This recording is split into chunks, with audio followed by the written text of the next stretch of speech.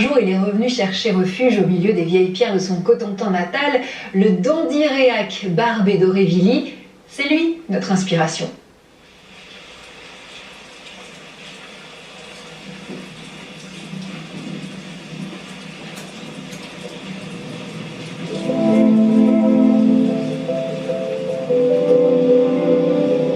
Dans ce paysage tourmenté du Cotentin, naît Jules Barbet d'Aurevilly le 2 novembre 1808, jour des morts. C'est sur ces terres agitées, au sein d'une petite noblesse agonisante au lendemain de la Révolution française, que grandit l'enfant. Il devient l'un des grands écrivains français du XIXe siècle et l'un des plus scandaleux. Romancier, nouvelliste, journaliste, polémiste, Jules Barbet d'Aurevilly traverse à contre-courant un siècle de révolution qu'il exècre. Après une vie dissipée de dandy parisien, il trouve finalement refuge sur les terres de son enfance. Son Cotentin natal, immuable, lui souffle une œuvre remplie de légendes obscures et de personnages étranges et dérangeants.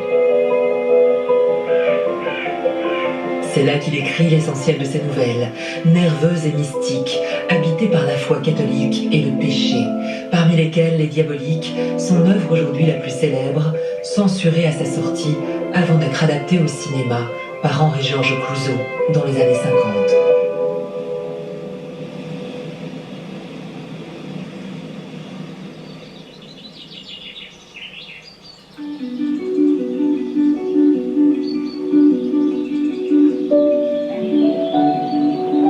Dans cette campagne marécageuse, ce bout de France rurale et reculé, Jules Barbet d'Aurevilly voit le jour à Saint-Sauveur-le-Vicomte.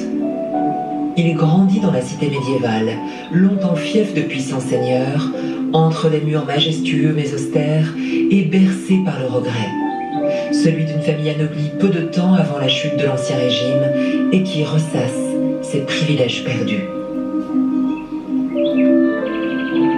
C'est une assez belle demeure aristocratique qui a été édifiée par son grand-père maternel, qui était le bailli Louis-Hector Amédée Angot, une figure tout à fait éminente de ce Saint-Sauveur, le vicomte du XVIIIe siècle. On peut pressentir dans cet acte architectural une sorte d'affichage, en quelque sorte, d'une fortune acquise, d'une ascension parvenue à son apogée, qui sont autant de témoins de cette noblesse de robe qui constituait la société élitiste de Saint-Sauveur-le-Vicomte durant les dernières décennies de l'Ancien Régime.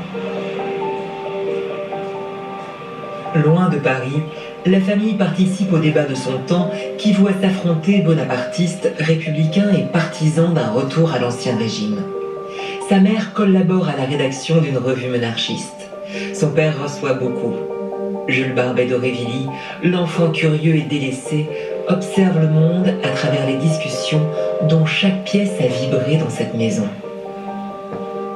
C'est un univers où la parole est très présente, que ce soit d'ailleurs pour commenter la politique, l'actualité, la vieille servante qui va lui raconter les légendes, plutôt ce qui relève des contes ou des potins également, des potins locaux, les informations qu'on a glanées au marché. Son père qui relate en particulier les aventures de la chouannerie, la mémoire du grand-père, les oncles également. Donc c'est autant de types de narrations qui visiblement ont beaucoup nourri l'imaginaire de Barbet dès sa prime enfance. De ces récits, le futur écrivain tire des anecdotes et des personnages, mais surtout une atmosphère qui baigne toute son œuvre normande. Dans Le Chevalier des Touches, il campe la vie de Jacques des Touches, héros éponyme de la chouannerie, ce mouvement contre-révolutionnaire de l'ouest de la France. C'est à travers le regard d'un enfant de 13 ans qu'il livre son récit aussi précis qu'exalté. Dans Le Chevalier des Touches, en effet, il semble qu'il se positionne lui-même comme l'enfant discret, presque invisible, et qui écoute silencieusement. Il décrit dans cette maison même l'ancienne table de jeu au tapis vert où il assiste à tant de soirées, où on jouait au whist. Ce monde des grands que l'on écoute avec fascination, c'est vraiment un des piliers réellement de son imaginaire. Et il semble qu'il ait navigué là-dedans un peu comme un petit poisson discret, observateur, qui est profondément inscrit dans le palais de sa mémoire, comme il dira, qu'il portera ensuite comme une maison sur son dos. Les poètes, comme les tortues, portent leur maison sur leur dos. Et cette maison, c'est le palais des premiers songes. Dans cette enfance tournée vers le passé, un lieu prédomine, l'église, omniprésente dans cette Normandie très pieuse et traditionnelle. Jules Barbet d'Aurevilly, esprit libre et contradictoire, s'en détourne d'abord, menant une vie de dandy débridé à Paris, avant de revenir sur sa terre natale 20 ans plus tard. Il a alors 38 ans et opère une reconversion, un tournant dans son œuvre. J'ai donc voulu, par la vivacité de mes peintures, cabrer les âmes devant le vice au lieu de les y entraîner. Dès lors qu'il opère son retour vers la religion chrétienne, il va réellement structurer sa foi, sa religiosité, comme l'armature morale, en quelque sorte, de l'ensemble de sa production écrite. Je crois que c'est vraiment ce qui, pour lui, détermine son engagement religieux, c'est de le revendiquer dans toute chose de la vie, toute chose de ce qui constitue un être humain, y compris dans ce qu'il a de plus sombre et finalement de plus diabolique.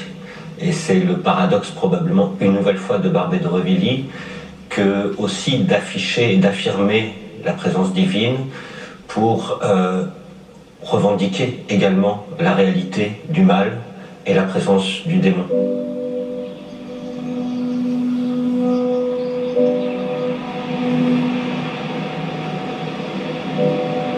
Dans ce Cotentin, où la puissance des éléments tendrait à faire croire en Dieu les âmes les plus réticentes, il est un lieu que chérit particulièrement Barbet d'Aurevilly.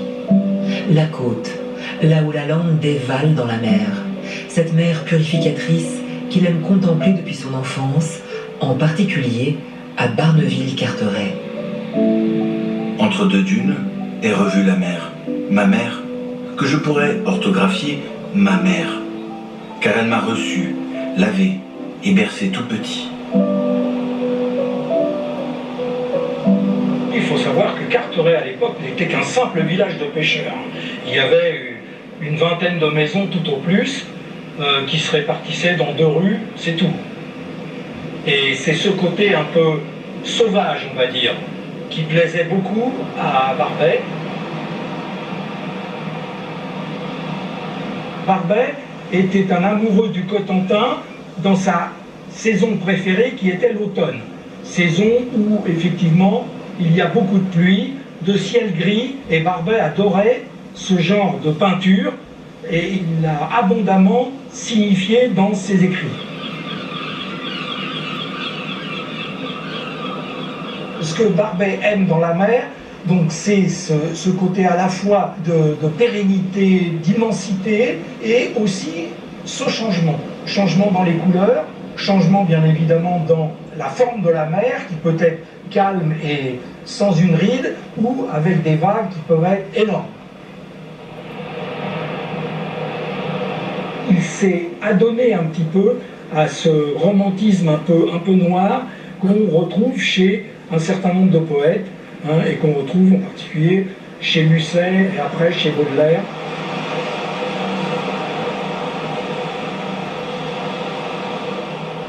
Barbet a toujours aimé, au-delà des impressions, les images, et en particulier, il n'hésite pas à utiliser d'images très fortes, comme par exemple traiter la mer qui monte d'envahisseuse, ou à d'autres moments, il l'appelle la blanchisseuse qui plisse si fin.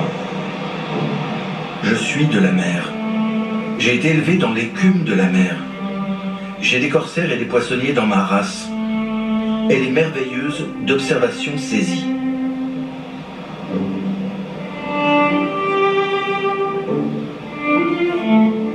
Barbet d'Aurevilly insuffle à son œuvre sa passion pour ces ambiances de mer moutonneuse et de cieux chargés.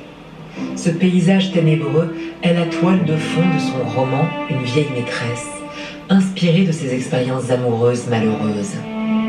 Les 2 personnages principaux s'y réfugient dans la falaise pour vivre leur amour impossible, là où jadis les contrebandiers cachaient leur butin.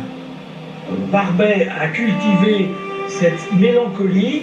Il ne faut pas oublier par exemple que Barbet, qui était un anxieux, même sous des dehors apparemment extravagants, il n'hésitait pas à signer certains de ses écrits de Lord Anxious, le seigneur de l'anxiété, ou alors il illustrait ses lettres de petites maximes comme Too late, trop tard, ou Nevermore, jamais plus.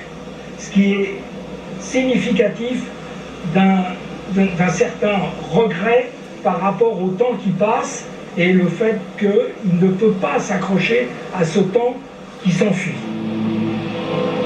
En cette deuxième moitié du XIXe siècle, le temps s'enfuit plus que jamais.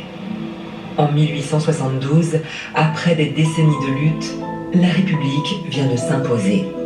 Jules Barbet d'Aurevilly a 64 ans. Il se retire à Valognes. Surnommé le Petit Versailles normand, la principale ville du Cotentin de l'époque jouit d'une vie aristocratique éminente. Les familles nobles s'y sont fait construire de beaux hôtels particuliers. L'écrivain y possède tout un réseau d'amis dont il se sert pour dépeindre cette petite noblesse humiliée qui vit ses derniers feux. Je suis revenu à Valognes, la ville de mes premiers songes et de mes derniers rêves, par un soleil d'automne, beau comme tout ce qui va mourir. À Valognes, vous avez des classes sociales qui ne se mélangent pas du tout. Les nobles sont peu nombreux, mais sont encore là, sont plus ou moins enfermés dans leur château et se reçoivent qu'entre eux, passent l'hiver ici et l'été repartent dans leur château à la campagne. Vous avez une bourgeoisie vraiment qui commence à être importante. Il aimait les hôtels particuliers, il aimait être bien reçu dans certaines maisons où il était invité, mais si vous voulez, comme c'était un causeur extraordinaire et brillant, les gens l'invitaient à manger, parce qu'ils savaient que la soirée serait forcément réussie, avec tout ce que Barbet allait leur raconter. Lui se nourrit des passions déchaînées qu'on lui narre, allant jusqu'à comparer la noblesse à un rubis brûlé. Dans ses nouvelles les plus connues, Les Diaboliques, qu'il termine d'écrire dans ce bureau, il dépeint un univers scandaleux de mensonges et d'adultère, la cruauté de la comédie sociale dans une ambiance de fin du monde. Les crimes de l'extrême civilisation sont certainement plus atroces que ceux de l'extrême barbarie. L'aristocratie, eh bien pour lui c'est la seule classe sociale qui vaut la peine d'exister. Vraiment, il y a dans une petite nouvelle qui s'appelle Le dessous des cartes d'une partie louiste, une attaque de tout ce qui n'est pas la noblesse et la façon dont il parle des nouveaux bourgeois qui étaient en fait leurs domestiques autrefois. Et nous n'allions quand même pas fréquenter des gens que nous avions vus dans nos cuisines. C'est à peu près ça, si vous voulez, hein. À la publication des Diaboliques en 1874, la justice est saisie pour atteinte aux bonnes mœurs. Barbet d'Aurevilly s'en sort par un non-lieu après avoir pris la posture du critique de la société de son temps et surtout accepté le retrait de son livre de la vente.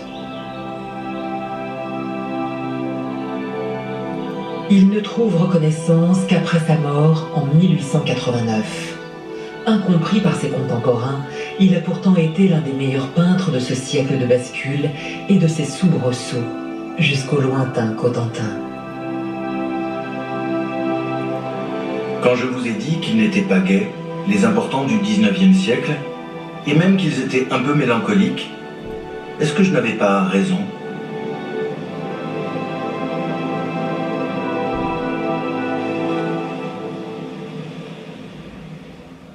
Le Cotentin, c'est l'un des bastions